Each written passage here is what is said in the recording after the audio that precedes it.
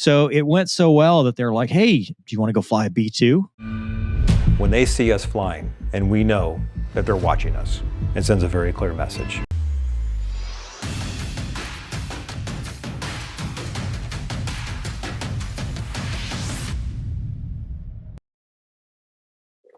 Newsweek. Did you guys watch the Newsweek episode last week?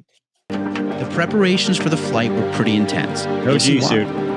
Considering how physically demanding looks it cramped. is just to be a passenger in a B-52. The B52, B-52. yeah. So I thought that was cool. I was wrong, by the way. I said this in the kind of reaction video that he was a former Marine. He was actually Navy, because I thought he went from Marines to Navy Reserve. He was just Navy Reserve and works for Newsweek. And they're doing this series where they go around and highlight various missions in Marines, Navy, Air Force, or whatever. So they went and flew the B-52. And he did this 7-hour mission. He gets the bleed air problem, so they have to descend down to 10,000 feet and fly the thing. Oh, God, dude. People ask me on that one, they're like, hey, mover, you wouldn't do that? No.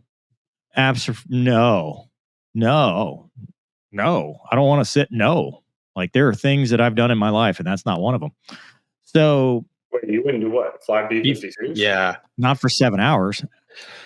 No. I do a pattern for like 30 minutes or go sit in it for 20 minutes and say, oh, this is cool, and then get out. But I would not go do a 7-hour mission for them. And that's their short mission.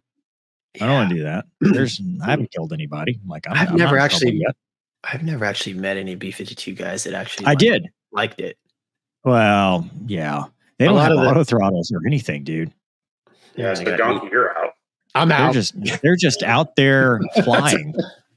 And, like tanking for real with the big, but real cool episode. And I respect those guys. It's not that I don't have respect for bomber pilots. I personally have no interest in doing that. So it went so well that they're like, hey, do you want to go fly a B-2? I was like, well, damn. And from what I understand, I don't think the media has had, this might be a first, the media having any access to the B-2 whatsoever, much less have a media representative actually go fly in a B-50 or a B-2. And when I was at my school last week, I met a B-52 pilot who went to the B-2. And we were talking about, I'm like, dude, have you ever done like the 36-hour missions? Because remember Noonan used to talk about the guy that did the around the world. Yeah. And it's just two pilots. Pilots, and, they've got their little briefcase to poop in. It's this RV bucket. Dude. No, they don't. He explained that to me. Yeah, behind the co-pilot seat, there's like this little square briefcase looking bucket. And when you sit sideways and you can make eye contact through the MFD with the co-pilot. Cool. Nice. Yeah, really great. So, well, no, that is great because you're not going to actually have to poop.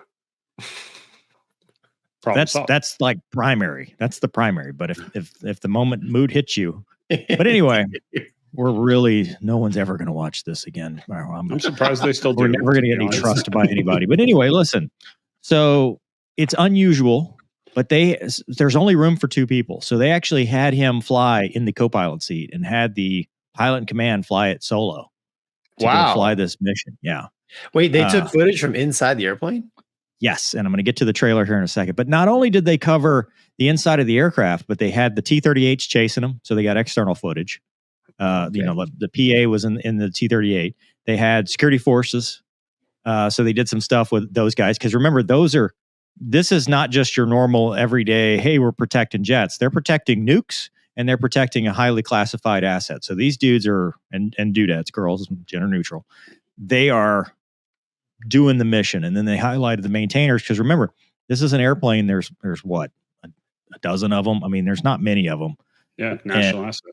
They're a national asset that they're doing. So really cool. And they sent me their trailer. It's just 15 seconds. Whiteman is a unique base in that it's the only place that has operational B-2s. This is one of the nation's #1 mission sets. In the beginning, it was just a design. It was an idea. It could be anywhere and you'd never know it. Unconventional. So it's coming Monday. You can see, dude, that is footage from the flight. That's cool. But that's him. Yeah. That's him with his flight suit unzipped, sitting in the co-pilot seat. His name Or tag and the all. toilet. We're not sure. He's right in front of the toilet. He's probably not in the toilet. No, that'd be a really I'm surprised weird there's thing not to a put on jump seat in trailer. there. There's no jump seat.